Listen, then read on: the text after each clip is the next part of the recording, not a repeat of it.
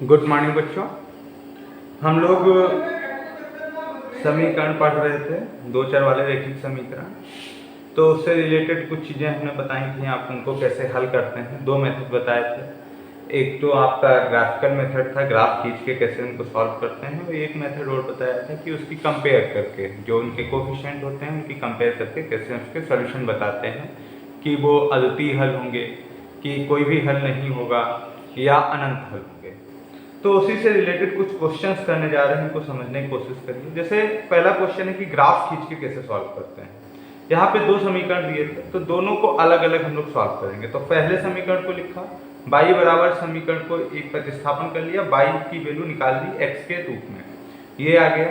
अब इसमें x की डिफरेंट डिफरेंट वैल्यू रखेंगे, दो तीन वैल्यू रख के y की वैल्यू उसके करस्पॉन्डिंग निकाल लेंगे। जैसे x की वैल्यू यहाँ पे कुछ रखेंगे तो y की वैल्यू मिल जाएगी, x की फिर कुछ वैल्यू रखें तो y की मिल जाएगी। तो अब वैल्यू रखनी कौन सी हम लोग कोशिश करते हैं, एक बार x की ऐसी वैल्यू ले लो जिसपे y 0 हो जाए। तो x बराबर अगर -4 होगा तो y क्या आ जाएगा, 0 आ जाएगा।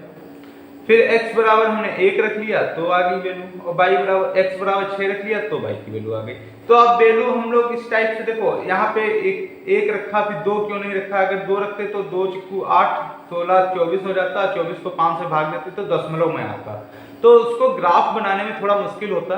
तो x की वो वैल्यू रखेंगे जिससे y की वैल्यू एक पूर्णांक ही मिले हमको, चाहे पॉजिटिव चाहे नेगेटिव कुछ भी हो सकता है, पूर्णांक मिले। अगर बटे में आती है तो उसको ड्रा करने में थोड़ा सा दिक्कत आता है। तो ये पहला हमने निकाल लिया, इसको सॉल्व किया। भाई -4 रखा तो 0 आ गई, 1 रखेंगे तो यहाँ पे 4 आ गया, सॉल्व करेंगे तो ये वैल्यू आ जाएगी। सेकंड इक्वेशन को इसी टाइप से y बराबर 6 - 2x आ गया। अगर x बराबर हम लोग 0 रखे तो y बराबर 6 आ गया, x बराबर 3 रखा तो y बराबर 0 आ गया, x बराबर 2 रखा y बराबर 2 आ गया। 2-3 पॉइंट निकाल लीजिए। अब हमने क्या किया, ग्राफ पेपर पे a b c point draw कर लिए। a पॉइंट क्या है 0 x की वैल्यू क्या है -4, तो x पे -4 पॉइंट पे आ गए, और y क्या है 0 तो इसी पे रहेंगे। y 0 देखो, x अक्ष पे y क्या रहता है, x अक्ष पे आपका y 0 रहता है, x अक्ष पे आपका y 0 रहता है, और y अक्ष पे x 0 रहता है, तो यहाँ पे y 0 ही होगा। इसी टाइप से दूसरा पॉइंट 1,4 ड्रा कर लिया। भाई x अक्ष पे 1 चले, y अक्ष पे 4 चले, और ये पॉइंट ड्रा कर लिया। इसी टाइप से x पे 6 चले, यहाँ तक आए, और y पे 8 चले, ये पॉइंट ड्रा कर लिया। सिमिलरली ये फिर क्या किया, इन तीनों पॉइंट को मिला दिया। सिमिलरली दूसरी रेखा के लिए x पे 0 तो y पे 6, तो y एक्सिस पे x क्या होता है 0 होता है, तो इस पे 6 चले तो y बराबर 6, x बराबर 0। सिमिलरली दूसरा पॉइंट 3,0, x अक्ष पे 3 चले और y बराबर 0, फिर x अक्ष पे भी 2 चले, y अक्ष पे भी 2 चले। इस लाइन को खींच दिया। जिस पॉइंट पे एक दूसरे को कट करेंगे वो पॉइंट क्या होगा, इन दोनों समीकरणों का हल होगा। तो दोनों आलेख देखो, b पॉइंट 1,4 पे एक दूसरे को काटते हैं, तो 1 और 4 इसके क्या हो गए, हल हो गए। x बराबर 1, y बराबर 4 इस समीकरण के हल हो जाएंगे। इसी टाइप से जो दूसरा क्वेश्चन, दूसरा मेथड बताए थे कि a1/a2, b1/b2 एंड c1/c2 के अनुपात की तुलना करके ज्ञात करें कि निम्नलिखित रैखिक समीकरण एवं संगत हैं या असंगत हैं तथा प्रतिच्छेदी, समांतर या संपाती हैं। तो हमने बताया था संगत और असंगत क्या होते हैं। अगर संगत और असंगत हमने बताए थे, एक बार फिर से मैं रिपीट कर देता हूँ, रिवीजन कर लो। संगत मतलब क्या है, उसके सॉल्यूशन है। असंगत मतलब जिसके सॉल्यूशन नहीं है। तो इन अनुपात के फॉर्म में बताया था, अगर a1/a2 is not equal to b1/b2 तो ये संगत हो जाएगा, और इसमें कितने सॉल्यूशन होंगे, केवल यूनिक सॉल्यूशन होगा। सिस्टम आपका संगत है और यहाँ पे केवल एक अद्वितीय सॉल्यूशन है।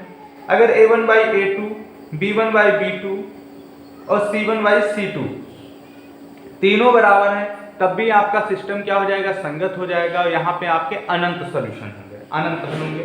और अगर a1/a2 इक्वल टू b1/b2 और ये बराबर ना हो c1/c2 के, तो यहाँ पे आपका सिस्टम क्या हो जाता है, असंगत हो जाता है। यहाँ पे हमें कोई भी सॉल्यूशन नहीं मिलता है, कोई भी हल नहीं होता है, जैसा कि हमने लिखवा चुके हैं। ये तो पहला सिस्टम है, जैसे ये इक्वेशन है, तो दी गई समीकरण ये है, इनकी तुलना कर लेंगे a1x + b1y + c1 या +c1 या बराबर -c1 से, तथा समीकरण 2 की तुलना करने पे a2x + b2y बराबर -c2 से तुलना करने पे, जो हमने स्टैंडर्ड इक्वेशन लिखवाई थी a1x + b1y + c1 बराबर 0। अब तुलना किया तो a1 3, a2 2, b1। अब पहली इक्वेशन की पहले से कंपेयर करेंगे। a1 की यहाँ से कंपेयर करोगे तो x यहाँ पे a1 बराबर आ गया 3, b1 यहाँ पे y यहाँ पे, तो b1 की तुलना किए तो आ गया 2, यहाँ पे -c1 और ये कितना आ जाएगा 5, -c1 बराबर 5। इसी टाइप से दूसरे समीकरण की दूसरे वाले से तुलना करेंगे तो a2 बराबर आ गया 2, b2 आ गया -3 और c2 कितना आ जाएगा -c2 बराबर 7। तो a1 बाई a2 निकाल लिया भाई, a1 बाई a2 3/2 आ गया क्योंकि a1 की वैल्यू 3 है, a2 की वैल्यू 2 है। b1 बाई b2 तो 2/-3 और c1 बाई c2 तो माइनस कैंसिल 5/7। तो यहाँ पे हम क्या देख रहे हैं, a1/a2 आपका b1/b2 के बराबर नहीं है क्योंकि ये पॉजिटिव है, और ये 3/2 है, ये -2/3, ये आपके बराबर नहीं है। इसका मतलब ये क्या हुए, प्रतिच्छेद करेंगे, आपस में प्रतिच्छेदी होंगे, और प्रतिच्छेदी होंगे तो अद्वितीय सॉल्यूशन होगा, और अगर सॉल्यूशन मिल रहा है तो सिस्टम क्या हो गया, संगत हो गया। इसी टाइप से दूसरा सिस्टम आपका है 2x - 3y बराबर 8, 4x - 6y बराबर 9। तो समीकरण 1 को इससे तुलना करने पर तथा 2 को इससे तुलना करने पर, तो यहाँ पे देखो +c1 लिखा है, यहाँ पे 8 है, 8 इधर लाएंगे तो -8 हो जाएगा। और इसमें इन समीकरणों को हम लोग इस तरीके से भी लिख सकते हैं, अगर थोड़ा भी डाउट हो, 2x - 3y -8 बराबर 0, 4x - 6y -9 बराबर 0। अब तुलना करेंगे तो a1 a2 b1 b2 c1 c2 मिल गए हमको। फिर वही चीज कैलकुलेट की, तो यहाँ पे देखो a1/a2 बराबर है b1/b2 के, और जो बराबर नहीं है c1/c2 के। ये दो बराबर है बट इसके बराबर नहीं है, तो रेखाएं क्या होती हैं, समांतर होती है, और समांतर है तो क्या हुआ, असंगत हुआ, क्योंकि इसका कोई भी हल नहीं होगा। तो कोई भी हल भी नहीं है, समांतर हो गया, और जिसका कोई भी हल नहीं होता उनको क्या बोलते हैं, असंगत बोलते हैं। तो तीन चीजें एक साथ चलती हैं, संगत, असंगत, प्रतिच्छेदी, समांतर, और तीसरी चीज क्या है, प्रतिच्छेद करें, समांतर करें, एक दूसरे के ऊपर पड़े। और तीसरी चीज क्या है इसमें, आपका कोई हल है कि नहीं, कोई हल, अनंत हल, कोई हल नहीं, अनंत हल, और आपका तीसरा नंबर अद्वितीय है। तो ये तीनों चीजें पहले चलती हैं। थर्ड वाले को खुद से करिए। अब इससे रिलेटेड बहुत सारे क्वेश्चन आपकी एक्सरसाइज में दिए हुए, उनको हल करने की कोशिश करो, जो ना हो हमसे पूछिएगा।